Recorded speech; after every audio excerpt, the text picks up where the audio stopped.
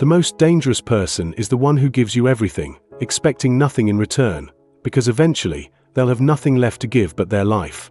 Late in February 2023, the community of Kingsborough, Georgia, gathered to say goodbye to Aaron Foster.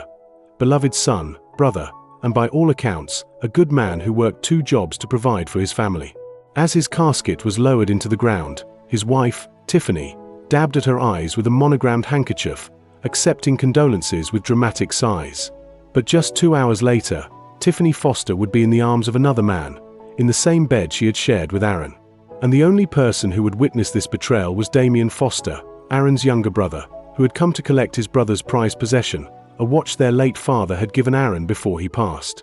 What happened next would leave one person dead, a man facing murder charges, and a family torn apart by secrets that should have been revealed long before. A funeral would turn into yet another tragedy. This is the story of what happens when loyalty is repaid with betrayal, when grief becomes rage, when the mask of a marriage slips to reveal the monster beneath, and how sometimes the real funeral isn't for the first person who dies, but for the truth that died long before. If you're ready to uncover how a grieving widow went from planning a funeral to becoming the subject of one in just 72 hours, hit that subscribe button and notification bell right now, because this story of betrayal, revenge, and justice might be the most shocking we've ever told. To understand what happened in that bedroom after the funeral, we need to understand the man who should have been in it. Aaron Foster was born in 1982 in Kingsborough, Georgia, the oldest son of Maria and Thomas Foster. Raised in a household that valued hard work, respect, and family above all else, Aaron absorbed these lessons early and carried them throughout his life. Former teachers described Aaron as reliable and conscientious, the kind of student who never looked for shortcuts. He wasn't the star athlete or the valedictorian, but he was the student who showed up early to help set up for events, stayed late to clean up, and never complained about either.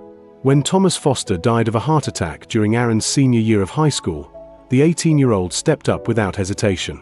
He deferred his college plans to help his mother with his younger brothers, Damien and Marcus. Aaron took over his father's shifts at the local repair shop, learning the business from the ground up. Damien Foster, younger by just 2 years, remembers this period vividly. Aaron never complained, Damien recalled. He'd work all day, come home to help Mom with dinner, then stay up studying so he could still take community college classes. He just handled it all. Tiffany Matthews entered Aaron's life in 2010, at a time when he had finally established himself. By then, Aaron was 28.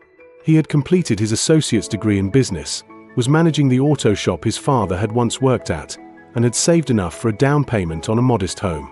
Tiffany was 25, already a single mother of 2 children by 2 different fathers. According to friends, Aaron was immediately captivated by her beauty, her confidence, and what he perceived as her strength in raising children alone. But what Aaron didn't immediately recognize were the warning signs. Tiffany hadn't held a job for more than 6 months at a time. Her children's fathers were completely absent, providing no support. And her lifestyle, the designer clothes, the regular salon visits, the lavish birthday parties for her kids, was funded primarily by a rotating cast of boyfriends and family members she would later cut off. Friends tried to warn him. Damien was particularly vocal about his concerns. "I told him she was using him," Damien later said. But Aaron just said, "Everyone deserves a chance at happiness. Her kids deserve stability. I can be what they need." They married in 2012, after a whirlwind 8-month courtship. By then, Tiffany was pregnant with her 3rd child, one she had conceived with a man she had been seeing just before meeting Aaron. According to multiple sources, Aaron knew the child wasn't his, but promised to raise it as his own.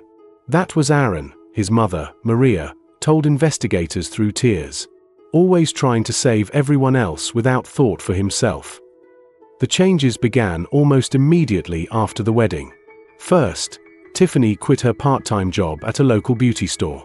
"I need to focus on the kids," she told Aaron. Then came the complaints about their modest 3-bedroom home. "The kids need more space. We need a better neighborhood." To meet these new expectations, Aaron took on a second job as a night security guard at a nearby warehouse. His already long days stretched even longer. Friends who were once close reported seeing him less and less. Meanwhile, Tiffany's demands only increased. There were expensive hair extensions, weekly nail appointments, Botox treatments, designer clothes.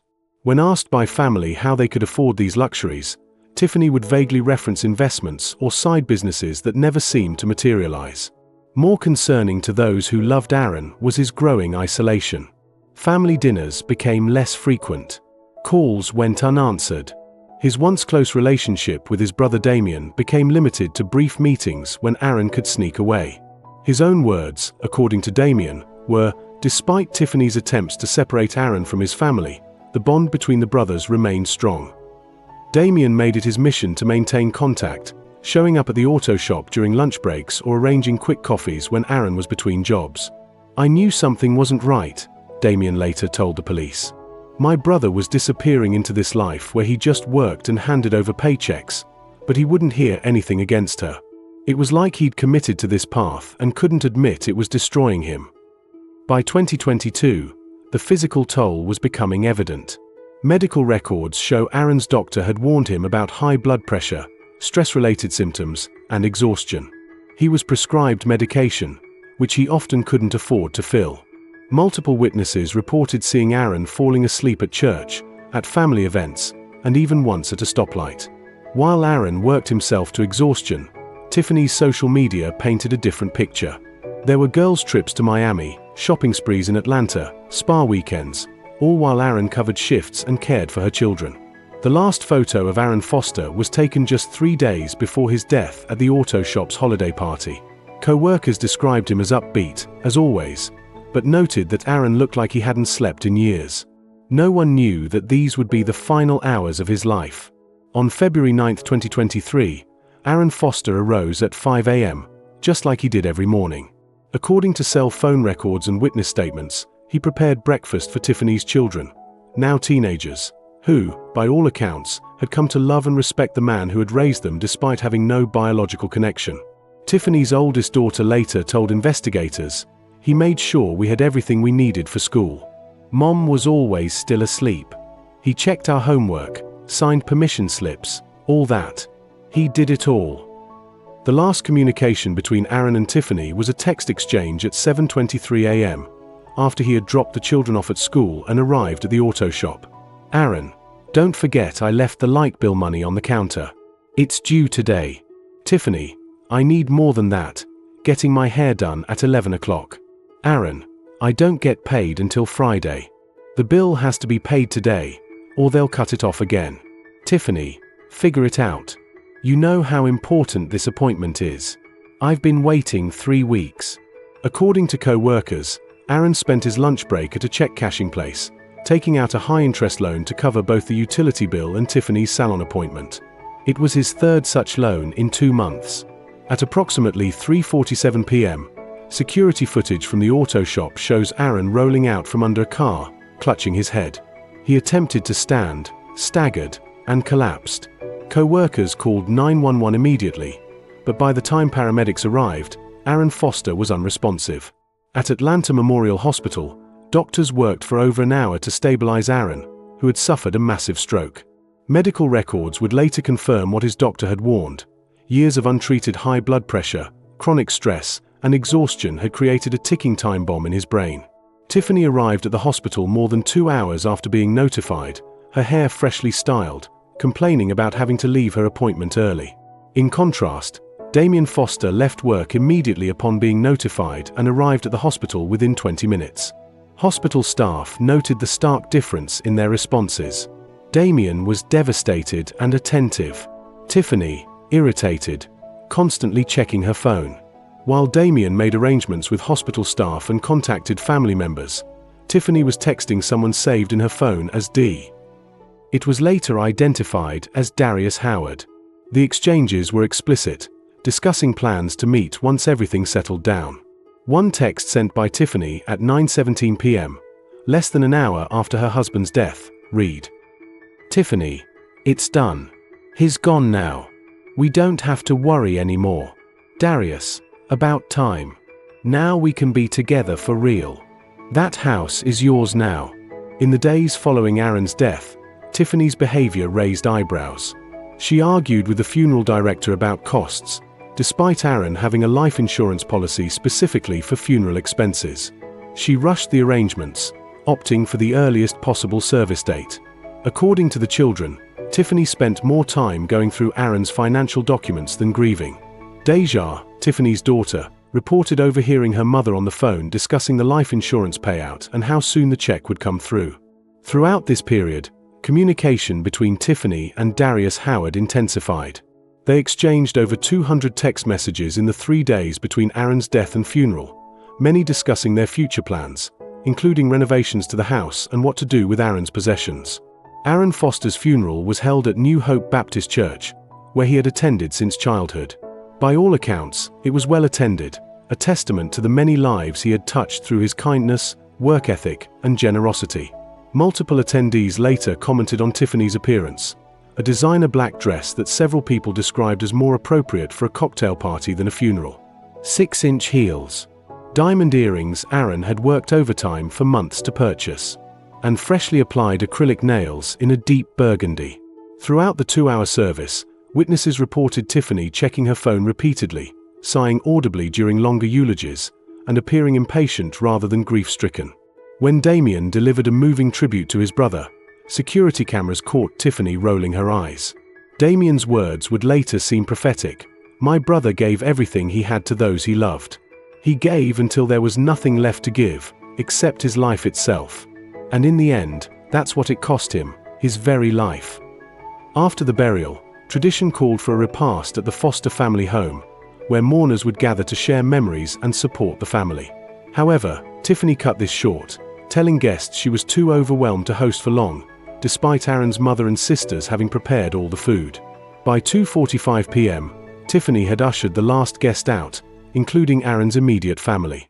She claimed she needed to rest, but phone records show she immediately called Darius Howard, who was waiting nearby.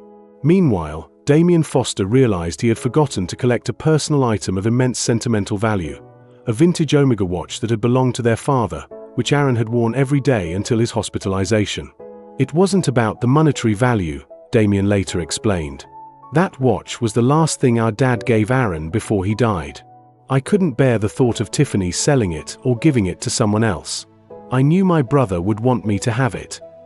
At approximately 3:30 p.m., just 2 hours after Aaron's funeral ended, Damien and his friend DeAndre Moore arrived at the Foster home. They noticed an unfamiliar Dodge Charger parked down the street but thought nothing of it at the time. DeAndre stayed in the car while Damien approached the house. When he reached the front door, he noticed it was slightly ajar, unusual, especially on the day of a funeral when visitors might be expected. "I knocked and called out Tiffany's name," Damien later stated in his police interview. "When there was no answer, I got concerned. A door left open in that neighborhood wasn't safe, especially with my brother's belongings still inside." Damien pushed the door open further and stepped inside, calling out once more. The house was quiet except for faint sounds coming from the back, music playing low, then unmistakable laughter. "My first thought was that maybe she was having some kind of breakdown," Damien told detectives. "People grieve in different ways. I thought maybe she was watching videos of my brother or something to cope." Concerned about both Monica's emotional state and the circumstances, the state of the unsecured house, the open door, Damien made his way down the hallway toward the master bedroom, where the sounds were coming from. As he got closer, he could see the bedroom door was partially open, a sliver of light spilling into the darkened hallway. What Damien Foster witnessed next would change multiple lives forever. Through the doorway, he saw Tiffany, still in her funeral outfit, minus the shoes, straddling a shirtless man later identified as Darius Howard. They were sharing a bottle of champagne, the bed still covered with the same sheets Aaron had slept in just days earlier. "I couldn't process what I was seeing," Damien later told police. "My brother wasn't even cold in the ground. We had just buried him hours ago, and there she was with this man, laughing, drinking, celebrating." The exchange escalated quickly. Damien reminded Tiffany that his brother had just been buried. According to his statement, Tiffany's response was chilling in its callousness. "Aaron is dead. Get over it. I have to move on with my life. I need someone who can give me all this now." At this point, Darius Howard inserted himself into the confrontation. A background check would later reveal that Howard had an extensive criminal history, including domestic violence charges and drug distribution. Standing at 6 feet 4 inches and weighing approximately 240 pounds, he physically intimidated the smaller Damien.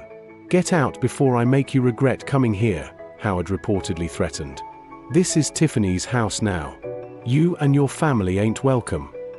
The confrontation quickly escalated into violence. Darius lunged at Damien, shoving him against the hallway wall.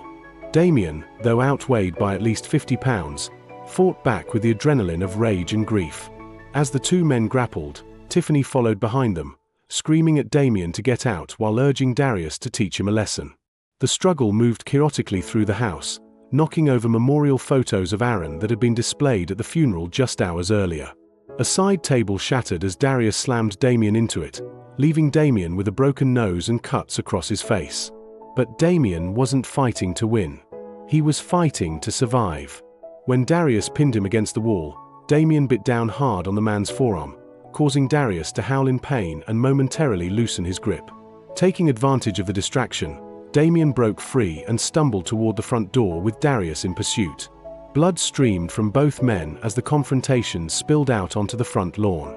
Seeing the altercation, DeAndre Moore exited the vehicle and ran to assist his friend. This seems to have triggered an escalation from Darius Howard, who, according to multiple witnesses, shouted, "I've got something for both of you."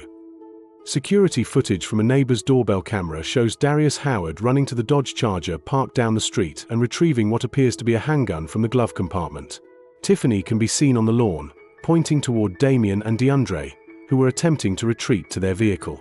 What happened next occurred in a matter of seconds. Darius Howard, gun in hand, ran back toward the house where Damien and DeAndre were now backing away with their hands up. Tiffany moved toward Howard, either to stop him or to join him. Witness accounts differ.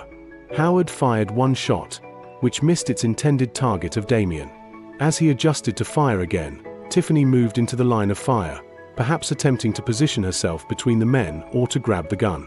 The second shot struck Tiffany in the neck. She collapsed immediately.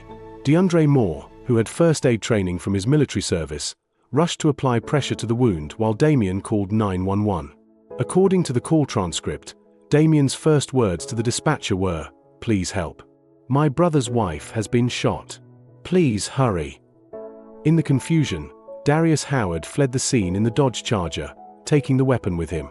He would be apprehended approximately 6 hours later at a motel outside of Atlanta, attempting to cross state lines. Tiffany was transported to Atlanta Memorial Hospital, ironically, the same hospital where Aaron had died just 3 days earlier. She suffered catastrophic blood loss and oxygen deprivation to the brain. Though surgeons were able to repair the physical damage to her carotid artery, the neurological damage was irreversible. For 3 days, Tiffany remained on life support while her children, parents, and surprisingly, Aaron's family, maintained a vigil. 1 week later, Tiffany Foster was pronounced dead.